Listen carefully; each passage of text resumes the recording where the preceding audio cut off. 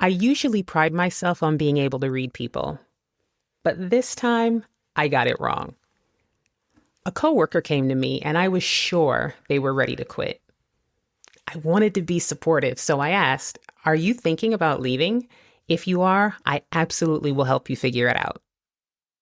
They froze, and then they said quitting was the last thing on their mind. That one question, truly meant to help, actually ruined our relationship, and I have carried it with me ever since. Welcome to Off My Chest, where we talk about the conversations that don't leave us alone, the ones we misread, mishandled, or can't seem to forget. I'm Anitra St. Hilaire. I've spent my career leading people, leading teams, and coaching executives.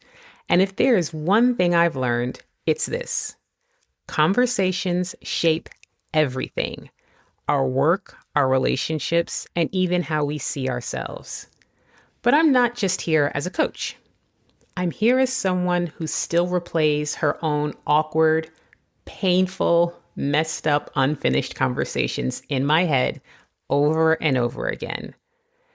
And so I created this space to share those stories, not to fix the past, but to name it, reflect on it, and maybe let a little bit of that weight go. So let me take you back to that day. This coworker had been on my radar for a while. They'd been quieter in meetings, pulling back from conversations, and I honestly thought I was picking up on a vibe. You know that feeling when someone just seems elsewhere. They're not talking as much. You're wondering if they're really engaged and want to be here. And that's what I thought I was seeing. So we had the opportunity to catch up one day, and I thought to myself, okay, here it is. This is the moment. They're about to tell me they're thinking about leaving. In my mind, I was already stepping into coach mode. I wanted to make it easy for them, to show that I was safe and supportive and I could handle tough conversations, all of the things I wanted to be as an HR leader. And so I skipped the small talk and I just asked, "Hey, are you thinking about leaving? Because if you are, I'll help you figure out that conversation." And you can just imagine me being bright and perky and super earnest and helpful. But then came the freeze. Their face went completely blank. They blinked a few times. And finally they said, with their face slowly reddening, "No, not at all. That's the last thing on my mind. Do people think I want to leave? Am I in some sort of trouble? Is the organization trying to get rid of me? Do you want me to leave?" And I can still see the look on their face, this half awkward, half offended, half shocked, half scared. And in that instance, I realized I had crossed the line. And what I thought would come across as empathy really came across like suspicion. And what I thought was supposed to be support landed like doubt.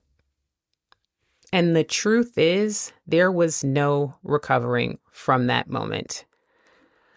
I tried to undo what I did and say, "No, I was just curious and I wanted to make sure you knew if you wanted to have a tough conversation, you could." And I could feel myself trying to walk back that question, but honestly, I couldn't. And our dynamic shifted. There was this distance I hadn't felt before and a wall I hadn't meant to build, but it was there. Eventually, I ended up leaving the organization, and as far as I know, this person is still working there happily. So I was clearly wrong.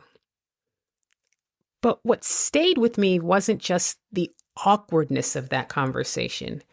It was the reminder that my read of a situation is not the only truth in the room. I was so sure I knew the story that I skipped over curiosity, I skipped over connection, I skipped over the fact that I could be wrong and jumped right into conclusions with both feet. And it made me wonder how many other times I'd done that without even realizing it. Because here's the thing. In leadership, in friendships, in family, it is so easy to mistake assumption for understanding.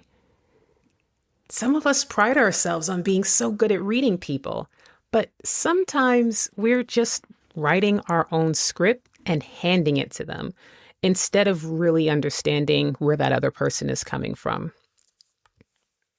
That day showed me how quickly trust can shift, how even good intentions can change the temperature of a relationship. Something my father used to always say is the road to hell is paved with good intentions, and this is definitely one of those times. And if I am being truthful, it stung. Not just because I'd gotten it wrong, and I had gotten it wrong, and I hated that I got it wrong, but because I knew I probably made them question my view of them and maybe even their place in the organization. And that's certainly the opposite of what I wanted to do. So this story just reminds me, good intentions don't always land the way we think they will. I thought I was helping, but instead I made someone feel seen in the wrong way, completely misunderstood. And that's what sticks with me. It's not just the words we said, it's what those words left behind. And if you've had a moment like that, a question you wish you hadn't asked, or a silence you wish you'd filled, you know how heavy it can feel. And what gets me is how quickly the ground can shift beneath you. One sentence, and suddenly the trust feels completely different. And I just wonder, how many times have I done that without realizing it? And that's what this space is for. A place to bring those messy conversations into the light and see what happens when we stop carrying them alone. And this is just the beginning. Each week, I'll share more stories, sometimes mine, sometimes I'll have someone on to talk about their story, and we'll name the conversations we can't shake. Because once we name them, maybe they'll start to loosen their grip a bit. So if this resonated, follow the show and come back for the next one. I'll be here with more stories to get off my chest, and maybe some you'll recognize as your own. Thanks for listening.